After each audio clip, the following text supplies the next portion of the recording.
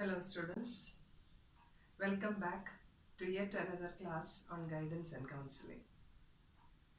Now before we proceed with today's class, let me make a small clarification. One of my student friends has pointed out that in the first class on guidance, we have enumerated the principles of guidance by Crow and Grow. And I was told that I had unknowingly left out on one of the principles, namely continuity. So if so, I would like to clarify on that principle, and on that note we will proceed further. So the principle of continuity in guidance means when a teacher offers a guidance or help to a student, what is needed is that there should be a follow-up. That is what we call in the case of counseling, a follow-up. The suggestion that I have given to my student, I have to find out whether this suggestion or this help offered has been suitable according to the needs and requirements of my student. So I have to constantly monitor the same, because merely giving a guidance is not the end of the process. The teacher has to see that the guidance given has been suitable to suit the needs and requirements of the student. Okay, that is what is meant by the principle of continuity as far as guidance is concerned. Hope I have made myself very clear, and thank you for giving me this guidance that I have left out one of the principles. Thank you, Maya. So on this note, shall we continue from where we left in the last class, that is with counseling. So last class, friends, I have told you how important guidance and counseling is in every walk of life. As teachers, we are more concerned with guidance and counseling for the student community. But always keep in mind, at any age, as we have said, from birth to death, this process continues.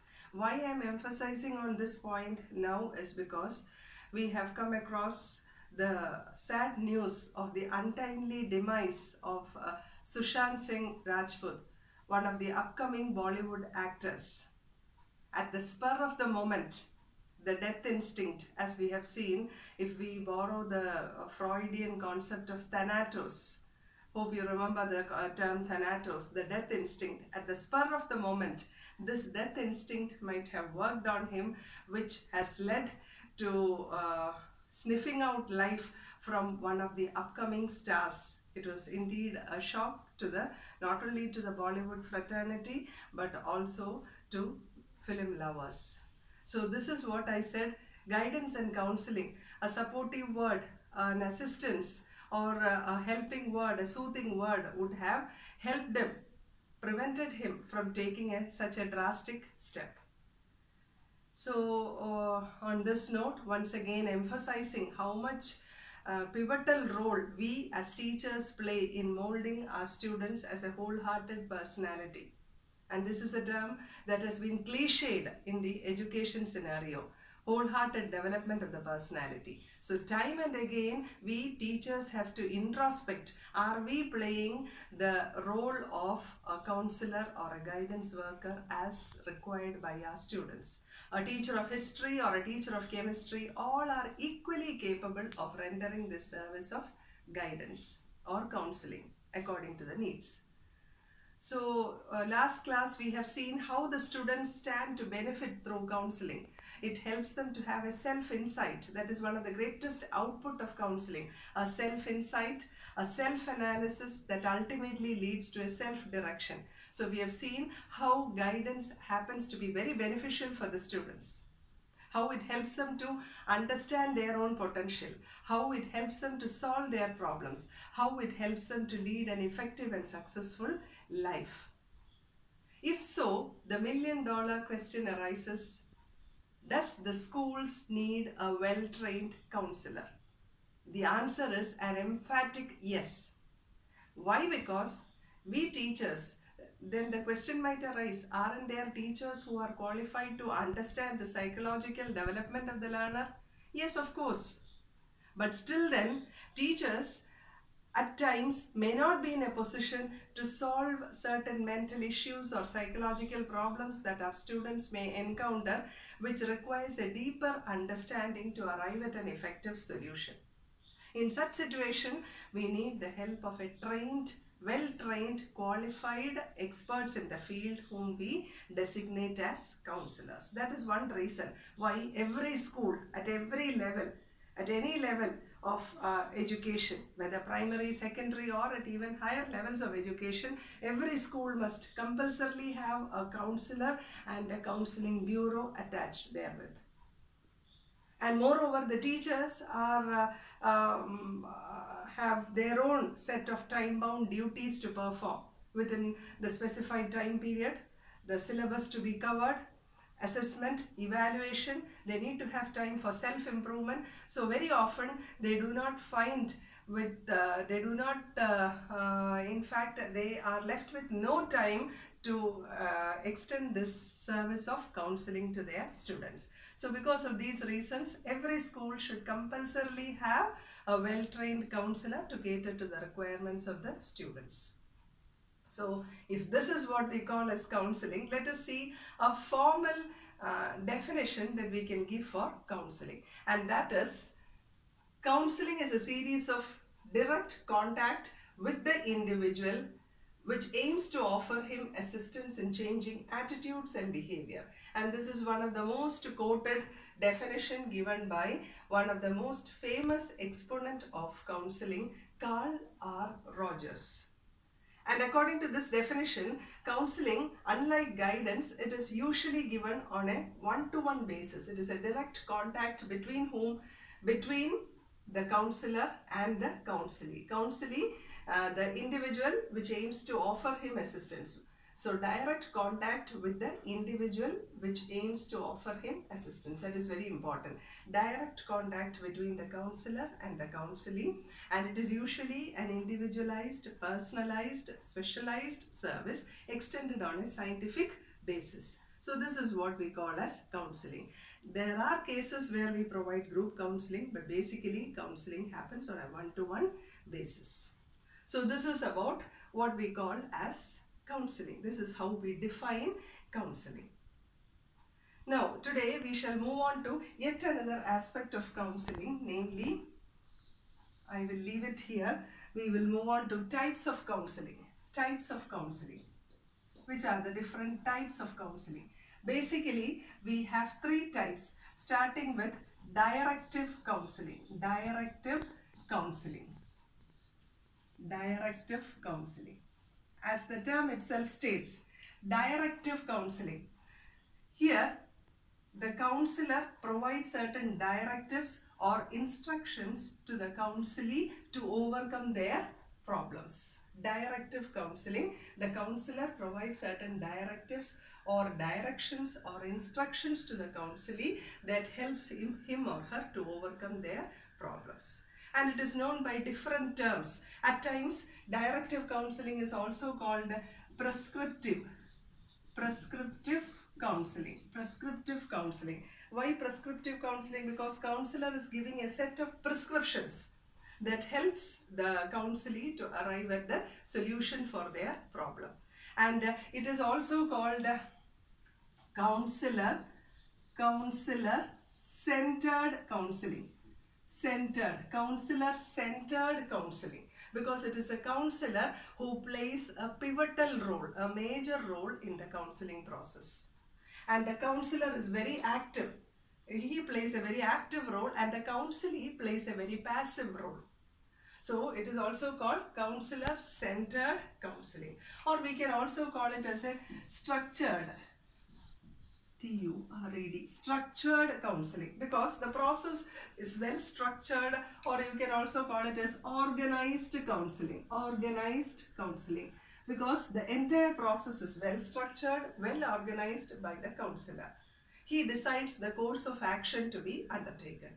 So here, the first and foremost type of counseling, directive counseling. It is called directive because this type of counseling is based on certain directions provided by the counselor to the counselee.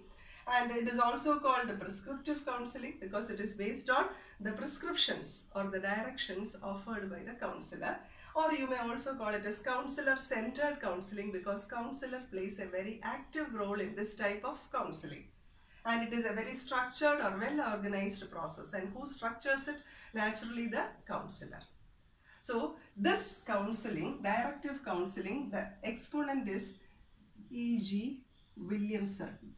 E.G. Williamson was the exponent, the person who put forward non-directive counseling. Directive counseling. Then the next type of counseling, major, the most common type of counseling, we label it as non-directive counseling. Non-directive counseling. Non-directive counseling. Now, in non-directive counseling, it was put forward by Carl Rogers. Carl Rogers, whose definition we have seen above.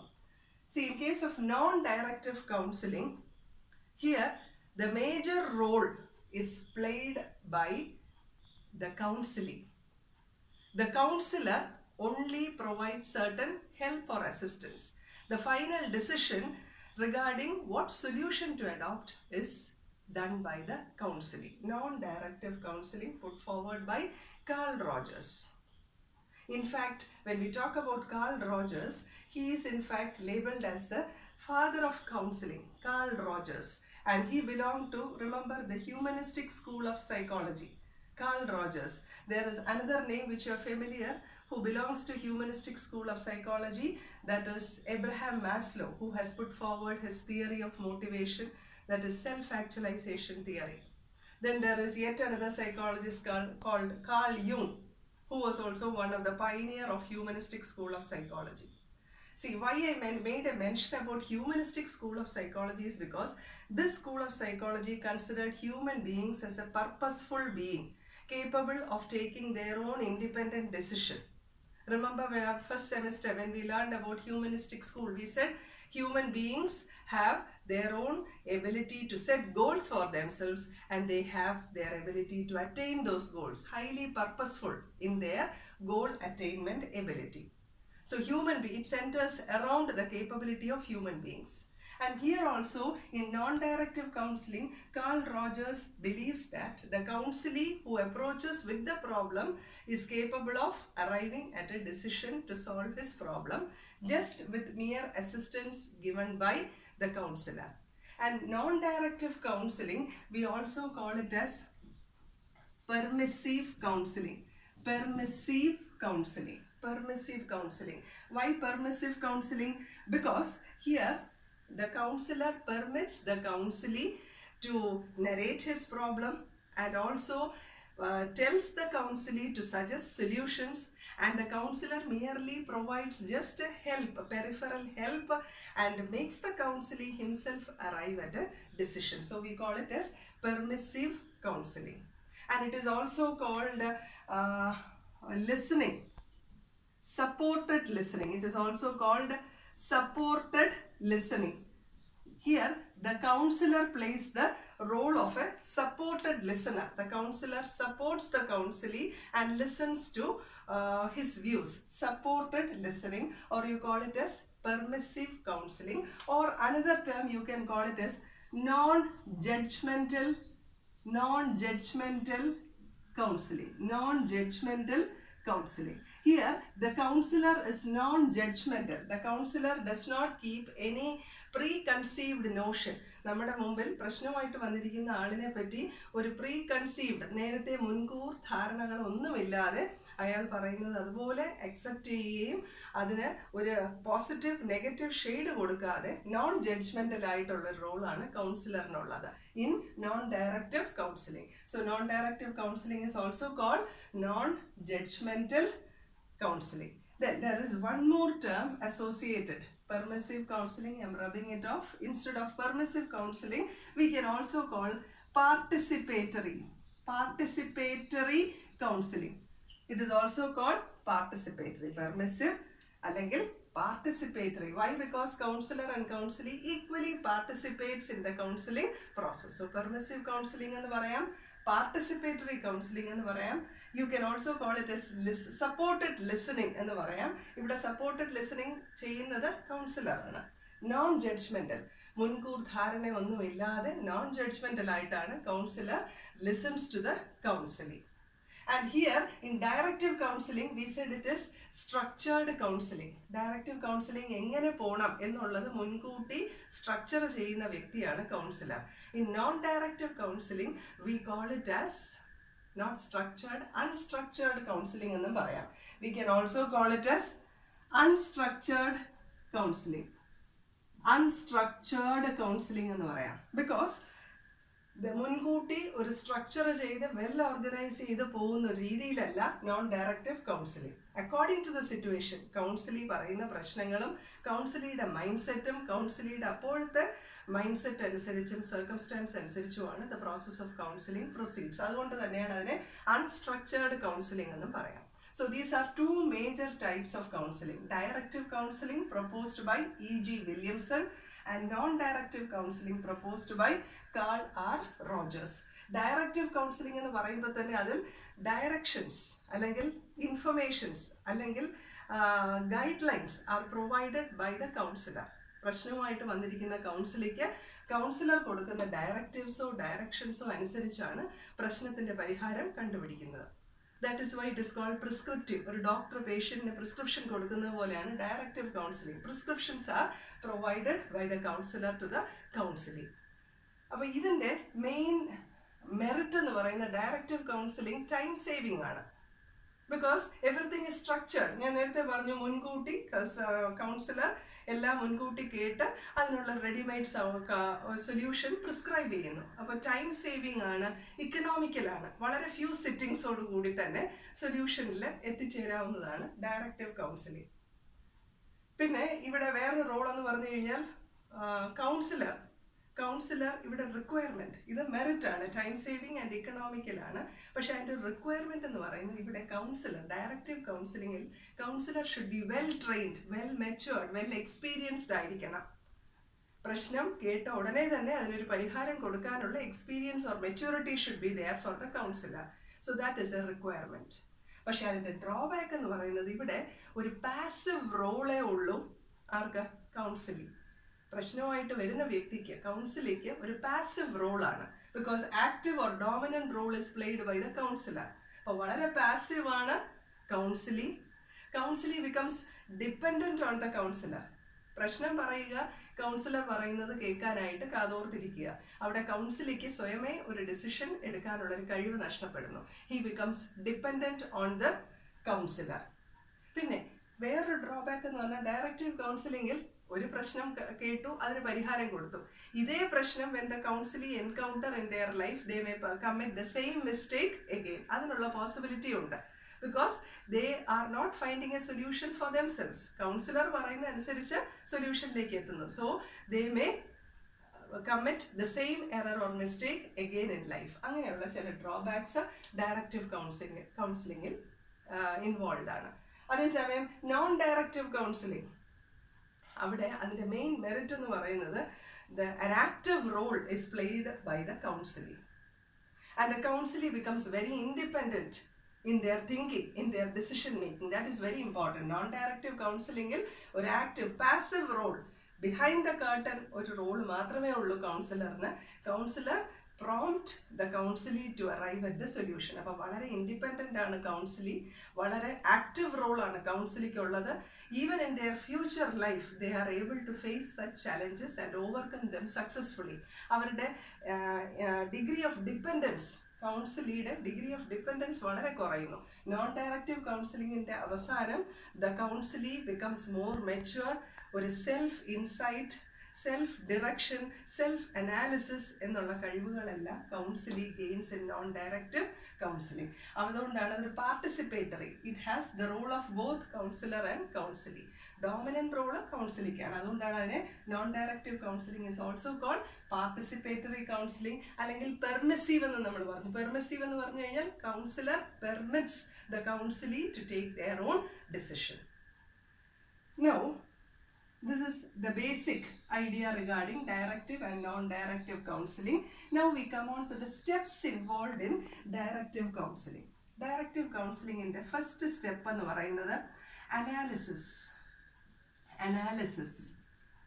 Second step means synthesis. Second step is synthesis. Analysis, synthesis. Third step is diagnosis. The fourth step is prognosis. Prognosis. The next step is the counseling. And the last and the most important step in the process of counseling is follow-up. So these are the steps. These are the steps involved in directive counseling. See, I told you directive counseling structured aana. The procedure is structured by the counselor. So, the counselor cheyunnathu analysis. He collects all possible information regarding the problem. Counseling prashnathine pattiyulla ella sources ninnum data collect cheyunu. Appo nammal as teachers we are concerned about the problems of our students. Appo nammal cheyyunna endana, we collect the data regarding the problem of the student directly from the student, or we interview the friends or the teachers or parents of the counselee. Allengil nammal cheyyunna cumulative records, anecdotal records, school maintain ചെയ്യുന്ന records ൽ നിന്ന് കുട്ടിയെ പറ്റിയുള്ള data collect ചെയ്യുന്നു. That is the first step called analysis. Next is synthesis. ഈ analyze ചെയ്ത data എല്ലാം synthesize ചെയ്യുന്നു. That is, they are organized and brought together. ഈ synthesis, one has to be very careful. Any element of subjectivity ഉണ്ടെങ്കിൽ അത് remove ചെയ്യുക. Because subjective ആയിട്ട് നമ്മൾ നോക്കി കണ്ടു കഴിഞ്ഞാൽ final solution may not be effective. So analysis ലൂടെ collect ചെയ്യുന്ന data, we are putting it together, organizing it in the second step called synthesis, and here we take into account that no subjectivity is involved in the process of synthesis.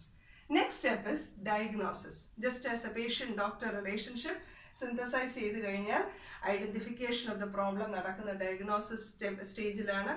Then causes for the problem, and the problem is analyzed from different angles, past, present and future. Pala angle ninnu problemthine diagnose cheyunu. That is the third step. Next step is prognosis.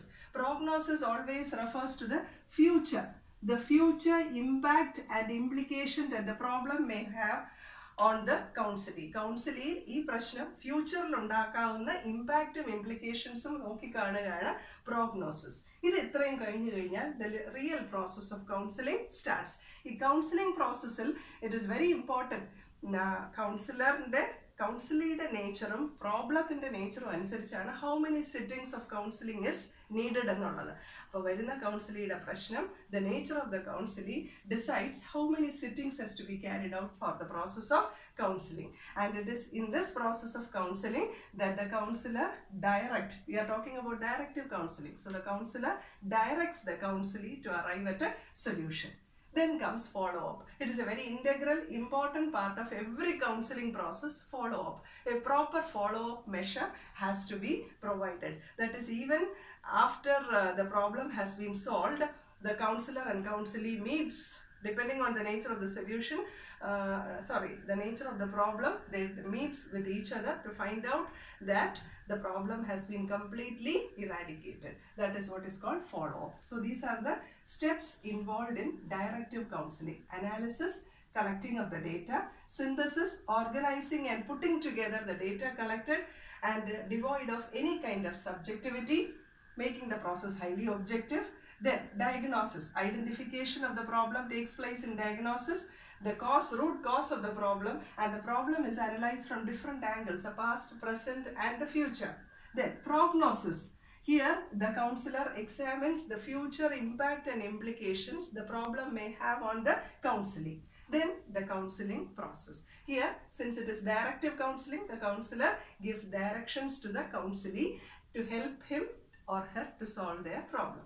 Last is follow-up. Even after the solution has been arrived at, there is face-to-face meetings arranged between the counselor and counselee to assure that the problem has been completely eradicated. So this is about steps involved in directive counseling. Now, likewise, I would also like to just make a mention about the steps involved in non-directive counseling. See, that is comparatively very easy. Non-directive counseling. In non-directive counseling, the first step is arrives with the problem. Who arrives with the problem? Arrives with problem. Counselee naturally. Next is explains the situation, explains the problem. Counselee explains the problem. The next is, after the problem is explained, the counselor provides encouragement. Encouragement for what? Free expression. Encouragement for free expression of the problem. Encouragement for free expression of the problem. Then the next step is, with this I would wind up this class because there are too many things to keep in mind. So just a few more points. Encouragement of free expression. Then clarification. So when there is free encouragement for free expression, there are certain clarifications are sought by the counselor as and when required from the counselee. Then classification of feelings. See, the feelings expressed by the counselee, the positive and negative feelings of the counselee are classified. When the counselor listens, he classifies to the same. Classifies the feelings. Then next one, after classification of feelings, he charts out choices. That again is not done by the counselor, by the counselee. Charts out choices. That is, what are the options that can be given to overcome the problem. Charts out choices. Then plan of action. From that, he makes the counselee himself choose a choice, plan of action. Then next one, increased insight. Counselee increased self-awareness undavunu. Increased independence. Soyam decisions edukkanulla oru kazhivu. Increased independence. And the last one, decreased dependence. Decreased dependence. ഒരാളിൽ dependent ആയിട്ട് decision എടുക്കാതെ സ്വയം decision എടുക്കാനുള്ള ഒരു കഴിവ്. This is decreased dependence happens to be one of the most important outcome of non-directive counseling. So once again, non-directive counseling, who arrives at the problem? Counselee. Then explains the problem, counselee. When the counselee explains the problem, the counselor provides encouragement for free expression. Through that free expression, the clarification are sought. Based on free expression, the counselor seeks clarifications here and there. Then, listening to the counselee, the counselor classifies the feelings. Feelings can be both positive and negative feelings are classified. And based on the listening of the problem expressed by the counselee, with the help of the counselee, chart out choices. What options can be taken? Solutions. Both of them together charts out choices. Then plan of action. Here again, counselee plays an important role in choosing which plan of action. That leads to increased insight for the counselee, increased independence for the counselee, and decreased sense of dependence again for the counselee. So these are the two major types of counseling. Since there are many sub areas that you need to keep in mind, for today we will stop with this. There is one more type of counseling which we will continue in the next class. Okay, any clarification, any confusion anywhere, please feel free to get it clarified. Thank you.